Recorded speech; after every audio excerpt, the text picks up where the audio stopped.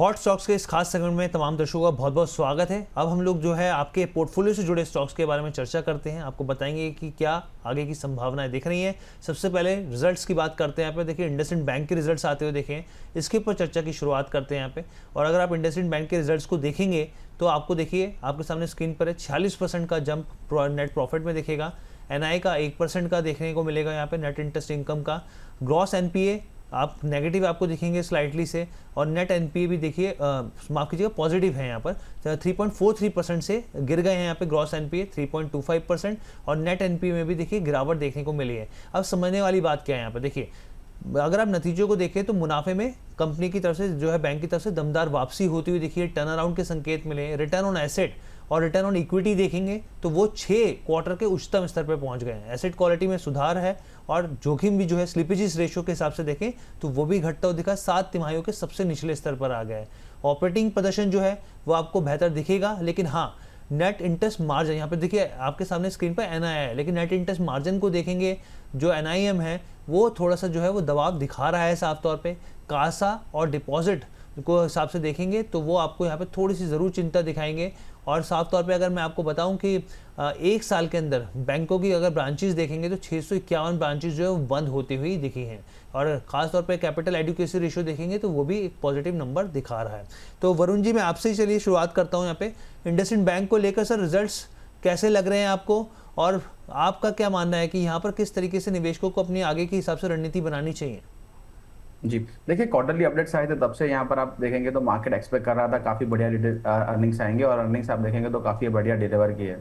अब यहाँ पर देखिए स्टॉक काफी डाउन ट्रेंडिंग एक ट्रेंड में था, और अप ट्रेंड जो है वो डेली चार्ट्स पर आया था, बट अभी भी आप देखेंगे तो वीकली और मंथली चार्ट पर अपने रेजिस्टेंस जोन है उसके आसपास यहाँ पर ट्रेड कर रहा है। तो हालांकि अब नई फ्रेश खरीदारी की तो मैं सलाह नहीं दूंगा, क्योंकि 24 EA में जो डेली का उससे भी काफी ऊपर की तरफ है। तो यहाँ पर कोई डिक्लाइन आता है करीबन 960-65 के जोन के अंदर, वहां पर एक बार एक्यूमुलेट कर सकते हैं। जो ब्रेकआउट जोन आया था करीबन 920 ऐसे या फिर 900 से 940 का, तो 900 के आसपास का एक स्टॉप लॉस मेंटेन करेंगे और यहाँ पर बने रहेंगे।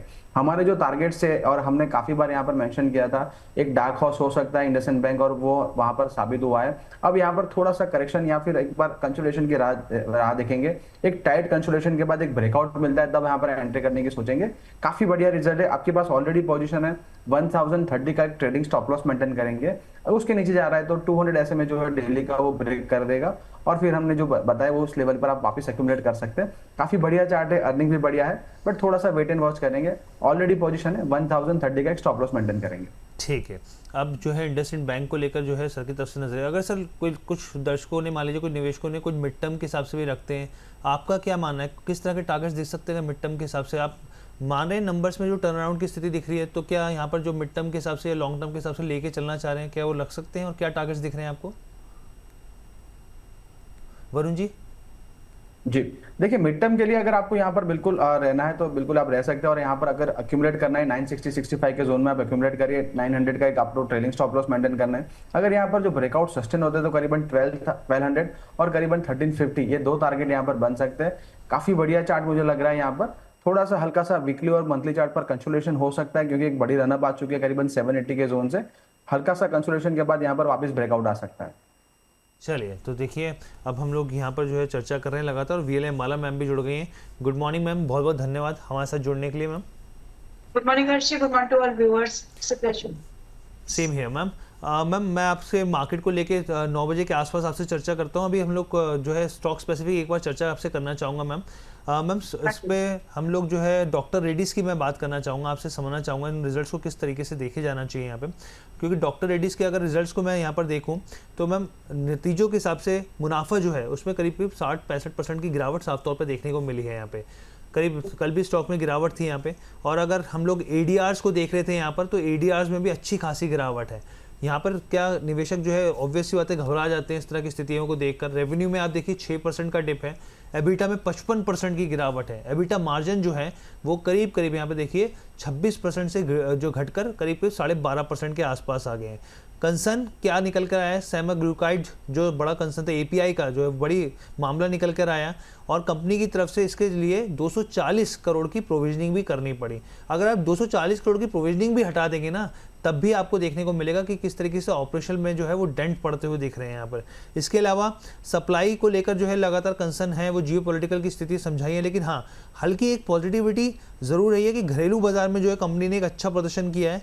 नॉर्थ अमेरिका में भी रेवेन्यू जो है वो 35% तक जो है वो गिरता हुआ दिखा है। मैम, डॉक्टर रेड्डी, जब भी फार्मा की बात होती है तो सबसे मजबूत एक स्टॉक नाम निकल के आता है डॉक्टर रेड्डीज को लेके। जिस तरीके के नंबर्स आए हैं वो क्या इंडिकेट कर रहे हैं, और दर्शकों को क्या आपके हिसाब से क्या सलाह रहेगी? ये जो गिरावट है कि एक बाइंग अपॉर्चुनिटी रहेगी, क्योंकि कमेंट्री मैं सुन रहा था आगे के लिहाज से पॉजिटिव कमेंट्री दे रही है यहाँ पे मैनेजमेंट। गुड मॉर्निंग हर्षी, सभी दर्शकों को, सभी और को पैनलिस्ट को भी। देखिए, आपने ना नेट प्रॉफिटेबिलिटी के साथ साथ आपने ऑपरेटिंग की भी बात कर ली, ऑपरेटिंग प्रॉफिट की भी बात कर ली, तो वो भी एक कॉज ऑफ कंसर्न है। क्योंकि अगर आप देखेंगे 23, 24, 25, 26, तो खैर 23, 24, 25, तो ये जो इस बीच के जितने भी क्वार्टर्स रहे हैं अभी तक के लिए, जून में जो ये डेटा आया है ये हाफ है, तो अभी भी समय तो है। तो इतना ज्यादा अब जो प्राइस में कल भी अच्छा खासा डिक्लाइन देखने के लिए मिला, अब यहाँ से जो जेनेरिक मेडिसिन को लेकर के और स्पेसिफिकली मतलब बहुत सारी चीजें हो रही है। अभी हाल फिलहाल फिर से एक थ्रेट आई है अमेरिका की तरफ से, अगर हम नोटिस, अगर अभी 2 साल के लिए मॉनिटोरियम कल ही आई है जी। यस, तो वो सारी चीजें भी अभी मार्केट जो है, मार्केट क्या स्पेसिफिकली जो जो इंडस्ट्रीज वहां पे मेडिसिन सप्लाई करती है, मतलब ऐसा तो नहीं कि पूरा टैबलेट उठा के उधर दे दिया है, या कोई पूरा इकोसिस्टम में जो जो कंपनीज इन्वॉल्व है, चाहे वो जिस भी तरह से इन्वॉल्व है, उनके ऊपर थोड़ा थोड़ा सा डेंट देखने के लिए मिलेगा। लेकिन मुझे याद है सिप्ला ने बहुत, if I am correct, Cipla ने बहुत ही स्मार्ट, अभी थोड़े दिनों पहले की बात है कि वेंचर कर लिए थे अमेरिका की कंपनी के साथ में। तो इस तरह की सिचुएशन जिसको हम बोलते हैं ना कि किन कंपनीज को तो बिजनेस करना है, और कमेंट्री जो मैनेजमेंट की है वो पॉजिटिव है, that they are working on it, तो मार्केट उस चीज को ही पसंद करते हैं कि आप कर क्या रहे हो। ठीक है, प्रॉब्लम है, हमने भी समझा, आपने भी समझा, what's your next course of action. तो उसके हिसाब से अगर आप देखेंगे तो ये जो डिक्लाइन अभी आज भी डिप ही मिलेगा हमको देखने के लिए, तो इस डिक्लाइन में और भी पॉसिबिलिटीज है। मुझे लग रहा था 1100 रुपए तक जो डॉक्टर रेड्डीज है वो आएगा, कल भी बात हो रही थी कहीं पर आफ्टर नंबर्स, जो कि आज का दिन बैठेगा आपका। 1100 रुपए की एक्सपेक्टेशन है, इसके आसपास हम चाहें तो एक बार रिव्यू कर लेंगे कि 1100 पर ही बाय कर ले, क्योंकि बाय करने लायक कंपनी रहेगी। हर बार आप एब्सोल्यूट नंबर देखने के साथ पीछे रीजंस भी ढूंढने होते हैं, तो सभी के लिए थोड़ा सा प्रॉब्लमेटिक कंडीशन थी कुछ कंपनीज को छोड़ के। तो 1100 रुपए की एक्सपेक्टेशन है मेरी, उसके आसपास हम लोग एक बार डॉक्टर रेड्डीज को रिव्यू कर लेंगे कि यही खरीद ले, ये 1050 की भी गुंजाइश है। ठीक है मैम, एक व्यूअर जो है उन्होंने आपसे पूछना चाह रहे हैं, यहाँ पे ममता जी हैं, कह रहे हैं कि स्वान कॉप को इन्होंने 359 पर जो है 500 बाय कर रखे, 500 शेयर बाय कर रखे हैं, और PRSM प्रिसम जॉनसन जो है वो करीब 135 पे 500 शेयर ले रखे हैं। कह रहे पूछे क्या करना चाहिए मैम, आप ही से स्पेसिफिक सवाल है इनका। और ये सवाल स्पेसिफिकली मेरे पास इसलिए आया क्योंकि हर चीज मेरी इसमें रिकमेंडेशन थी। 332 के भाव पर मैंने रिकमेंड किया था, 380 का टारगेट दिया गया था और 302 का था स्टॉप लॉस। और आप देखेंगे तो अभी भी इसमें स्टॉप लॉस और टारगेट दोनों बचे हुए हैं। तो देखिए अभी जो है ब्रॉडर मार्केट का थोड़ा सेंटिमेंट्स बदला है और बिगड़ा है, बदले का भी ज्यादा word that I would like to opt, but बिगड़ा है, तो उसके चलते बहुत सारे स्टॉप लॉस हिट होने की प्रोबेबिलिटी है। So if you are, just 1 second. So if you are, I said 1 sec. Okay. So if you are someone जो कि आपको स्प्रिंग ट्रेड्स में आप कोई पोजीशन होल्ड कर रहे हैं, तो उस समय अभी फिलहाल के लिए जो भी स्ट्रिक्ट स्टॉप लॉस आपको दिए गए हैं उसके नीचे बिल्कुल मत जाइएगा, और डिफाइंड स्टॉप लॉस से ज्यादा रिस्क लेने की जरूरत नहीं है। अब मेरी बैंक 332 की आसपास की है, इनकी 350 के ऊपर की है, तो रिस्क रिवॉर्ड फेवरेबल वैसे भी आपको नहीं रहेगा 302 पर। तो आज की मार्केट देख लीजिए, आज की मार्केट अगर आपको 315 के ऊपर क्लोज कर जाए, नो, आज की मार्केट अगर आपको थोड़ा सा ऊपर 315 के ऊपर अगर सस्टेन होती है, देखिए स्पेसिफिकली स्वान कॉर्प, तो पोजीशन होल्ड करिए, अदरवाइज चाहे तो एग्जिट प्लान कर सकते हैं, but we are not holding anything in this below 302 because that is our defined stop loss. ठीक है, चलिए मैम की तरफ से जानकारी हो गई यहाँ पे, और as a mother, as a professional बहुत सारी चीज़ें जो होती है एक साथ मैनेज करनी पड़ती हैं यहाँ पे, तो थोड़ा लेट इसीलिए हो गई तो वो चीज़ें वो रिफ्लेक्ट हो जाती हैं यहाँ पे, बट कोई नहीं मैम। अच्छा, अब मैम क्योंकि अब मैं आपसे एक और सवाल लूँगा, फिर अपने दोनों गेस्टों और जो हैं उनके पास भी मैं जा चाहूँगा मैम, क्योंकि आप आए हैं तो अब हम लोग दर्शक जो है वो इंतज़ार करते हैं कि आप कुछ ऐसे स्टॉक्स बताएं जिनमें एक आपको लग रहा है कि एक बेहतर अपसाइड की गुंजाइश है। प्रेफरेबल पिक्स कौन सी रहेंगी आपकी? देखिए है तो, लेकिन पता नहीं आज के मार्केट में एंट्री करना सही है या नहीं, बस इतना ही है। बाकी थोड़ा बहुत टर्बुलेंस अगर मार्केट निकाल दे तो ये चल पड़ेंगे, इतना तो है। मेरे रडार पर जो स्टॉक है, पहला तो डेटा पैटर्न 2 दिन से बढ़िया चल रहा है एंड रिकमेंडेशन में आ गया था, समय रहते आ गया था, सो वी आर हैप्पी। जितने भी 2 ग्रीन कैंडल दिख रहे हैं, बोनस परिवार के बोनस के सदस्यों को, लोगों को मिले हैं। तो data pattern is something, Harshi आज भी अगर हमको 4650 4650 पिछला क्लोजिंग प्राइस था 4780, तो आप देखेंगे हमने जो आज का जो थोड़ा सा डिस्काउंट आ सकते हैं, हमने पहले इसको प्राइस में कंसीडर करने की कोशिश की है कि इस रेंज के आसपास खरीदे। तो 4650 के आसपास अगर आपको ये मिलता है डेटा पैटर्न्स, बिल्कुल खरीदने का विचार करें, रखने का विचार करें एक्चुअली 5100 5600 के टारगेट्स के लिए, एंड स्टॉप लॉस यहाँ पर 4200 का मेंटेन करना है। तो ये एक स्टॉक है। दूसरा है JSW डीलक्स, जो पेंट वाला सेगमेंट है इनका कंपनी जी। तो यहाँ पर भी हम लोग 3000, पिछला सेशन क्लोज हुआ था 3055, 3000 के आसपास अगर मिलता है आज तो खरीदारी का विचार लें, खरीदारी करके जा सकते हैं। 2840 का स्टॉप लॉस, और बेबी की वो याद आ गई थी, तो 2840 एंड स्टॉप लॉस रहेगा 2840, 3150 एंड 3400, ये होंगे आपके 2 टारगेट्स। और 3400 एक बार सस्टेन हो गया तो फिर यहाँ पर आप एक्सटेंशन ऑफ टारगेट देख सकते हैं as a mid term investor. ठीक है। अच्छा मैम, मैं आऊँगा आपके पास, आप एक बार लेंस कार्ड देखिएगा, चार्ट पैटर्न्स क्या कह रहे हैं मैम। आपको लग रहा है कि आज इसमें एक तेज़ी की संभावना बन रही है? मैं आपके पास आता हूँ, उससे पहले मैं गौरव जी के पास जाता हूँ। यहाँ पे गौरव जी, IIFL फाइनेंस को लेकर जो है कुछ यहाँ पे चीज़ें निकल कर आई हैं, रिजल्ट्स भी हैं और कॉन कॉल भी होती हुई दिखी है।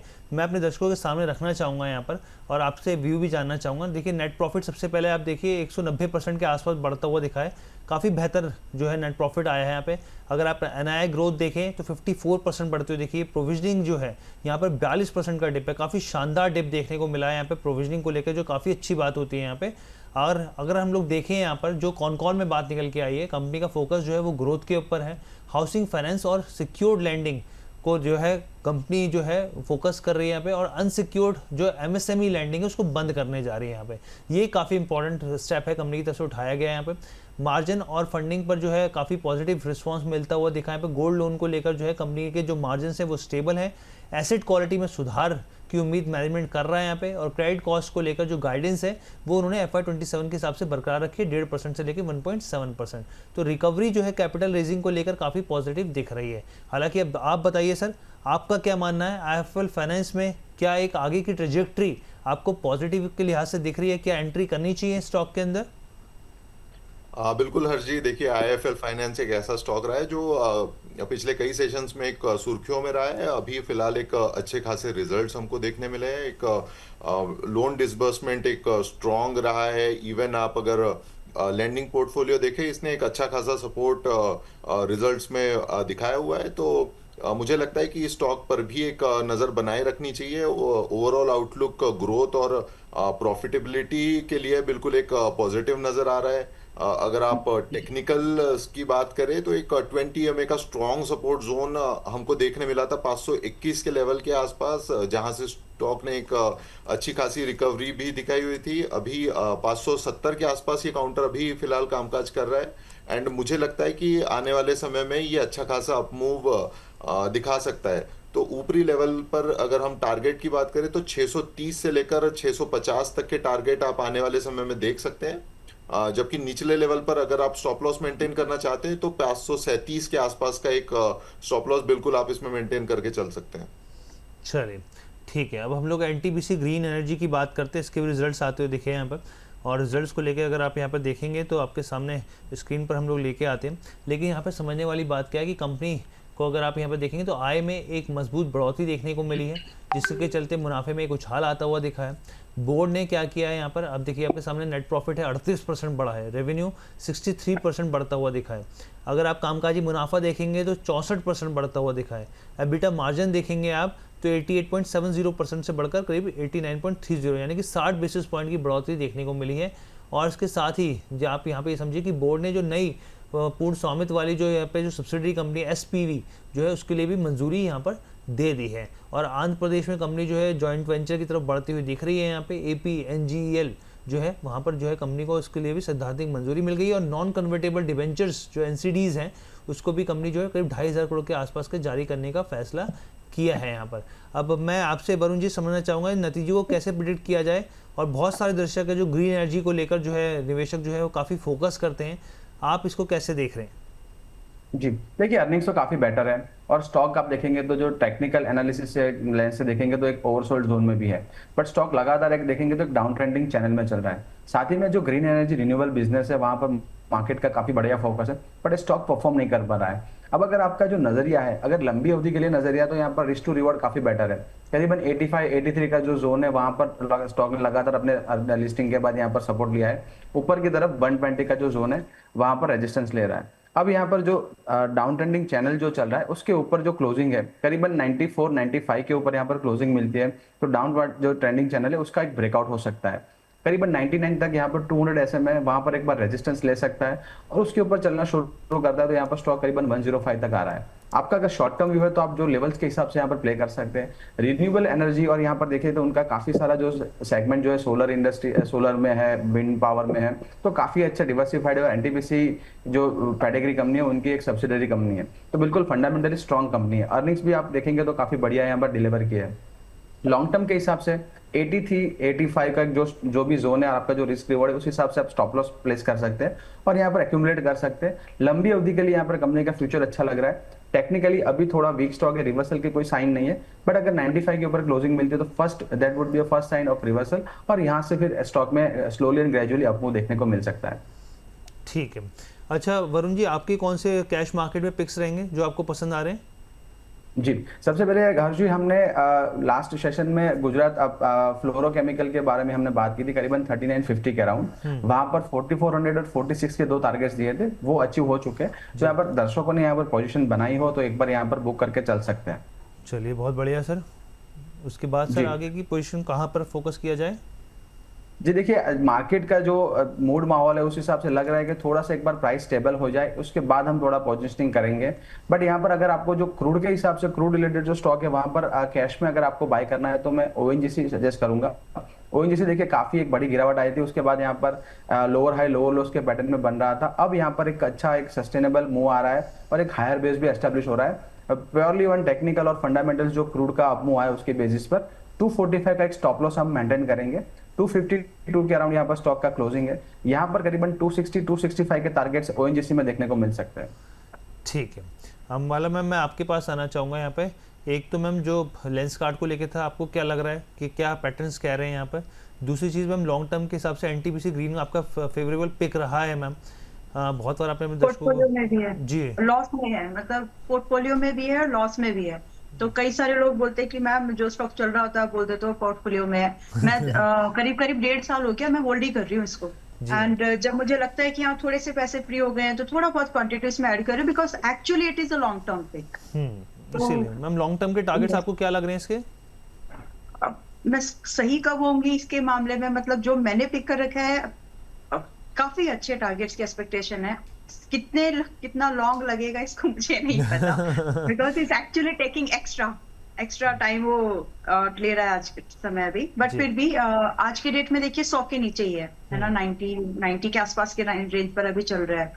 तो अभी तो मैं देखती भी नहीं उसको, मैं ठीक है थोड़े दिन के बाद देखेंगे जब चीजें स्टेबलाइज होंगी वापस से। बट स्टिल आज से अगर हम 2-3 साल होल्ड करें, हर चीज 250 के आसपास मैं इसको एक्सपेक्ट करती हूँ। तो इसका समय आया नहीं, अभी आएगा। So I am just hoping it.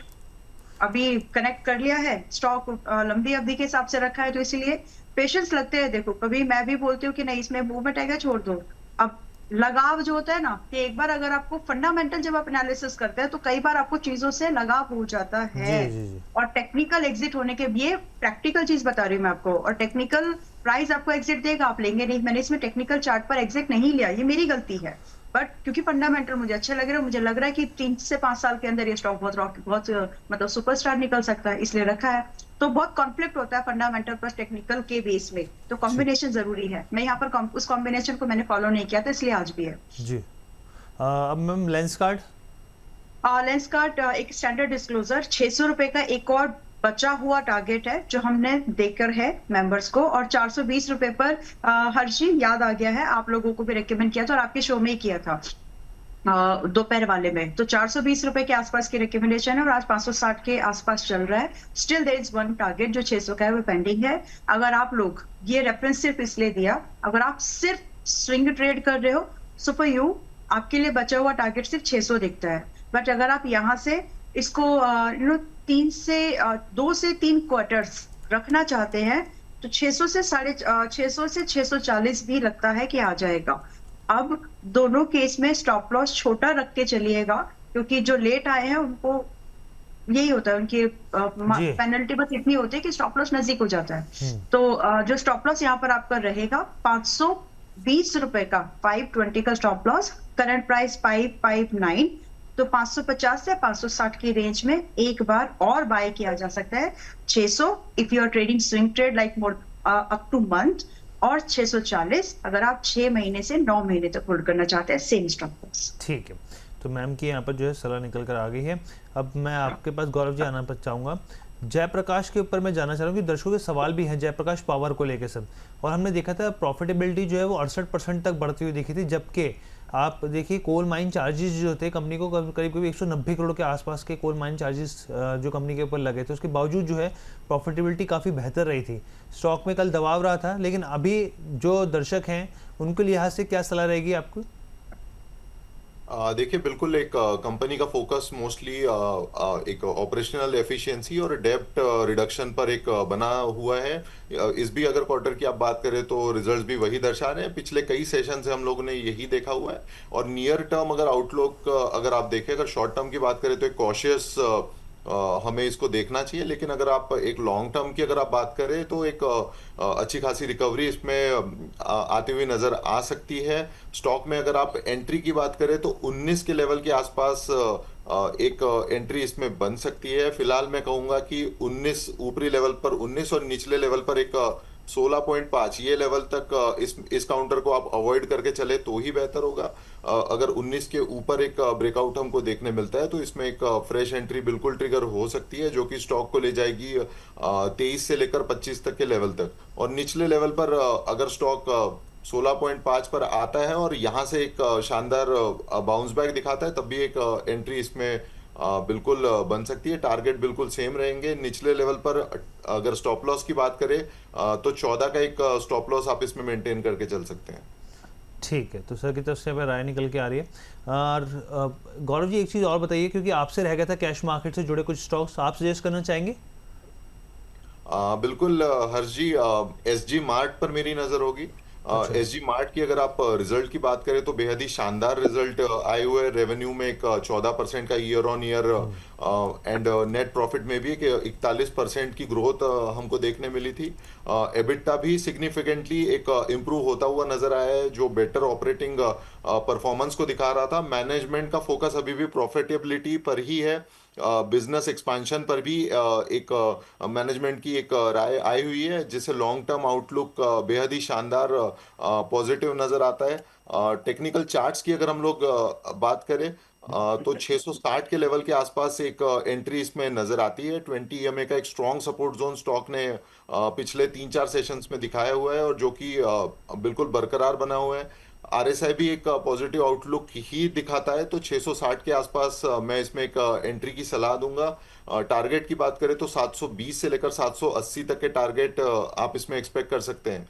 जबकि निचले लेवल पर स्टॉप लॉस की अगर बात की जाए तो 640 तक के स्टॉप लॉस, एक 20 पॉइंट का स्टॉप लॉस आप इसमें मेंटेन करके चल सकते हैं। बिल्कुल, और देखिए सर ने जो हम अपने दर्शकों को बता दें, क्योंकि उस समय वो एवेन्यू मार्ट हो गया था कि ये एसजी मार्ट ये है स्टॉक, और एसजी मार्ट को बताऊं आपको स्मॉल कैप कंपनी, और कंपनी की तरफ से 1500 करोड़ के कैपेक्स को लेकर जो कुछ बड़े ऐलान होते हुए दिखे हैं। उनका जो लक्ष्य है, टारगेट है कंपनी का अगले कुछ सालों में अपने रेवेन्यू को 500% तक बढ़ाने का लक्ष्य लेकर वो कंपनी चल रही है। अब देखते हैं कि किस तरीके से एक्सपेंशन जो है वो आगे बढ़ता हुआ दिखता है, लेकिन रणनीति जो है कंपनी की काफ़ी एग्रेसिव फिलहाल के लिए देखने को मिल रही है, और बैकवर्ड इंटीग्रेशन से भी कंपनी का मार्जिन बढ़ता हुआ दिखा है, और मुनाफा जो है वो वैल्यू एडेड प्रोडक्ट से भी यहाँ पर देखने को मिला है। तो ये एसजी मार्ट की बात हो गई। यहाँ पर आगे बढ़ते हैं, यहाँ पर सर की तरफ से पिक निकल कर आ गया। अब मैं वरुण जी आपके पास आना चाहूँगा। इस स्टॉक पे मैं चाह रहा हूँ कि आप एक बार नज़र रखिए, मतलब बताइए हमारे दर्शकों सोना कॉमस्टार को लेकर। सर आपको लग रहा है कि आज स्टॉक में एक अच्छी तेज़ी बनती हुई दिख सकती है यहाँ पे, क्योंकि सोना कॉमस्टार ने इलेक्ट्रिक और हाइब्रिड पावर ट्रेन जो सिस्टम्स है उसके लिए ग्लोबल टेक्नोलॉजी लीडर जो है डेंसो कॉरपोरेशन के साथ जो है साझेदारी करी है। इस लिहाज से अगर मैं अपने दर्शकों को बता दूं, क्योंकि डेंसो के साथ जो जेवी होता हुआ दिखा है ईवी को लेके और हाइब्रिड पावर स्ट्रेन सिस्टम्स को लेके जॉइंट वेंचर हुआ है यहाँ पे, 2 व्हीलर 3 व्हीलर पैसेंजर व्हीकल और कमर्शियल व्हीकल को लेके जो है सेगमेंट में मौजूदगी कंपनी की होती हुई दिखेगी यहाँ पे। इसके अलावा और भी बहुत सारे अपडेट्स हैं, लेकिन सर आपका क्या मानना है सोना कॉमस्टार को लेके, एक अच्छे लेवल्स पे दिख सकता है स्टॉक?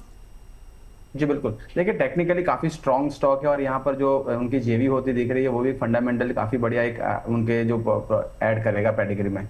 दूसरा चीज आप देखेंगे तो जो एफएनओ स्टॉक के अंदर हमने जब दिया था तो मेरा जो ही एक कंफ्यूजन था, डायलेमा में था, सोना कॉमस्टार दो या मन्नापुरम।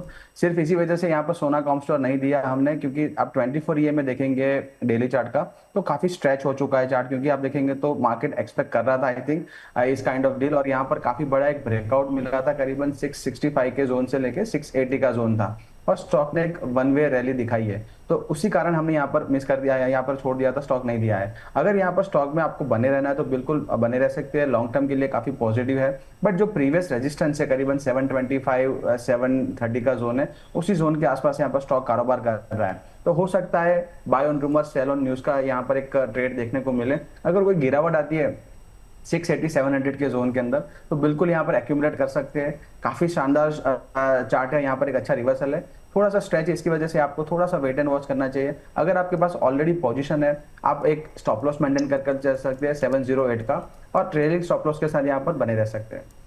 ठीक है, तो यहाँ पे देखिए जो है जानकारी सोना के ऊपर निकल कर आ रही है। इसके अलावा एक मैं अम्बाला में मैं आपके पास आना चाहूँगा, यहाँ पर दर्शक हैं यहाँ पे वोडाफोन आइडिया को लेकर जो है आपका व्यू जानना चाह रहे हैं कि मैम प्लीज़ अपना नज़रिया पेश कीजिए।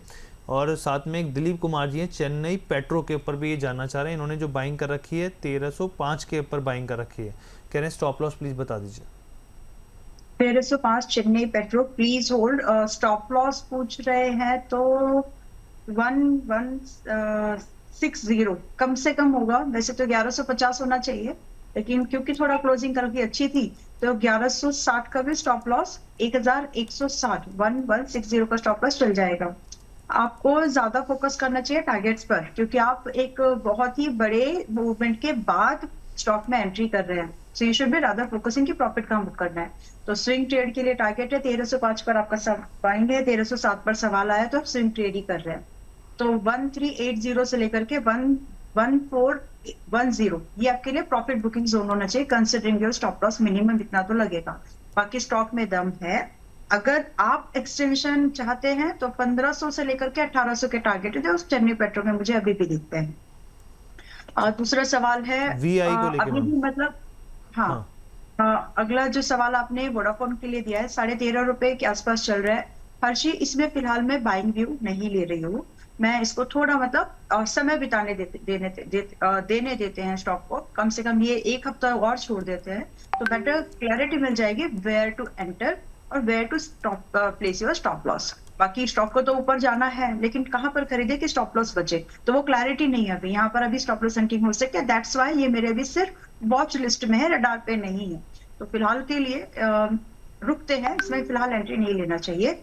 लेकिन अगर आपका नजरिया मान लीजिए 6 महीने वाला है और आप हैं इसमें, प्लीज होल्ड, कोई दिक्कत नहीं है। थोड़ा बहुत नीचे आएगा वो तो प्राइस का नीचे रही।